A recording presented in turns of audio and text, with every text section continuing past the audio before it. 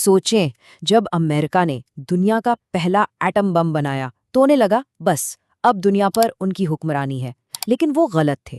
وہ ایک دھماکہ، اس نے ایک ایسی خطرناک دوڑ شروع کر دی جو آج تک نہیں رکی۔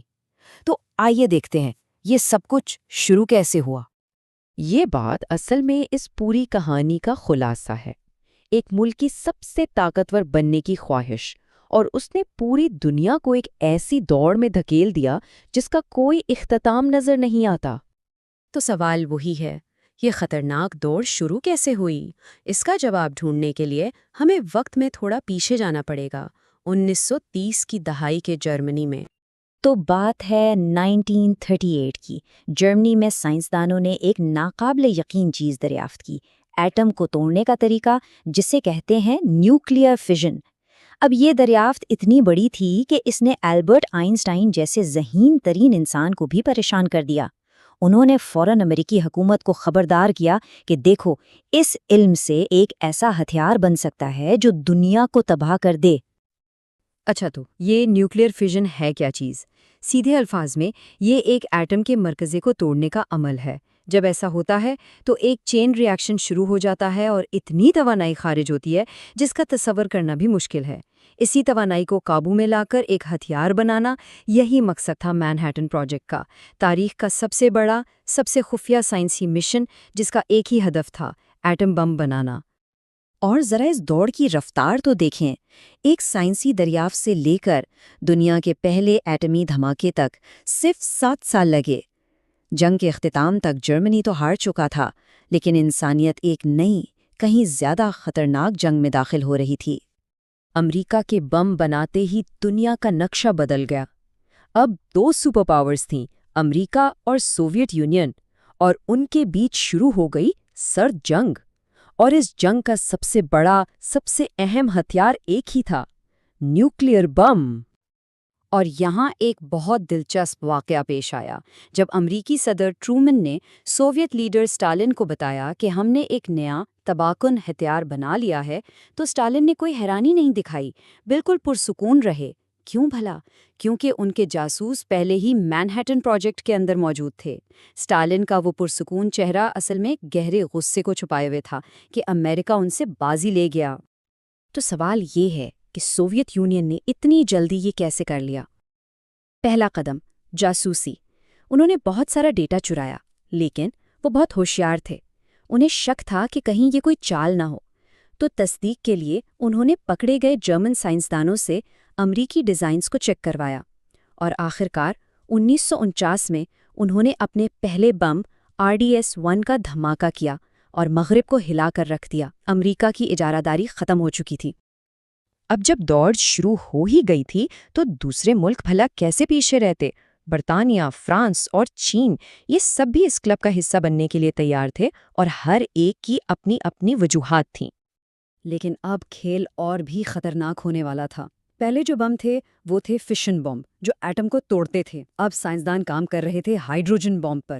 یہ ایٹموں کو جوڑتا تھا، اور یہ ہیروشیما والے بم سے سینکڑوں گنا زیادہ طاقتور تھا۔ یہ ہتھیاروں کی اگلی نسل نہیں تھی، یہ تو تباہی کی ایک بالکل نئی قسم تھی۔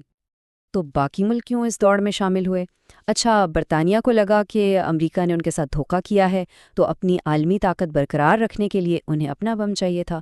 فرانس کو سوئز بحران میں بڑی شرمندگی اٹھانی پڑی، تو وہ اپنی خود مختاری کے لیے بم بنانا چاہتے تھے۔ اور چین کو امریکہ سے خطرہ تھا، اتنا کہ جب سوویت یونین نے بھی مدد سے ہاتھ کھینچ لیا تب بھی وہ اپنے مشن سے پیچھے نہیں ہٹے۔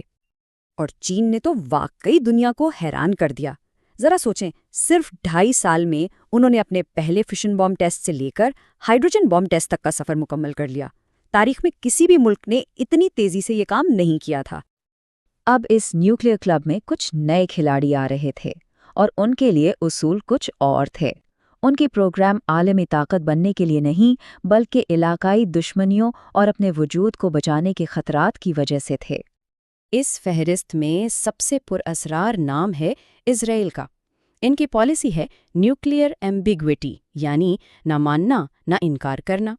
بات یہاں تک تھی کہ انہوں نے انسپیکٹرز کو دھوکہ دینے کے لیے جعلی دیواریں اور خفیہ لفٹیں تک بنا رکھی تھیں۔ دنیا کو سچائی کا پتہ چلا ایک ٹیکنیشین مرد کی وانونو کی وجہ سے، جس نے تصویریں لیک کیں اور اس کی قیمت چکائی پورے 18 سال جیل میں۔ پھر کہانی آتی ہے انڈیا اور پاکستان کی۔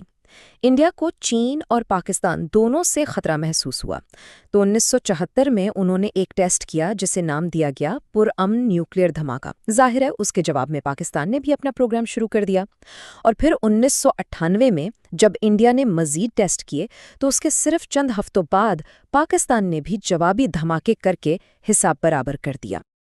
اور پھر ایک بالکل ہی الگ کہانی ہے جنوبی افریقہ کی۔ نسل پرستی کی وجہ سے یہ ملک دنیا سے کٹا ہوا تھا، تو انہوں نے خفیہ طور پر 6 ایٹم بم بنا لیے۔ لیکن پھر جب سوویت یونین ٹوٹ گیا اور وہاں نسل پرست حکومت کا خاتمہ قریب آیا تو انہوں نے ایک ایسا قدم اٹھایا جو آج تک کسی نے نہیں اٹھایا۔ انہوں نے خود ہی اپنے سارے نیوکلیئر ہتھیار ختم کر دیے۔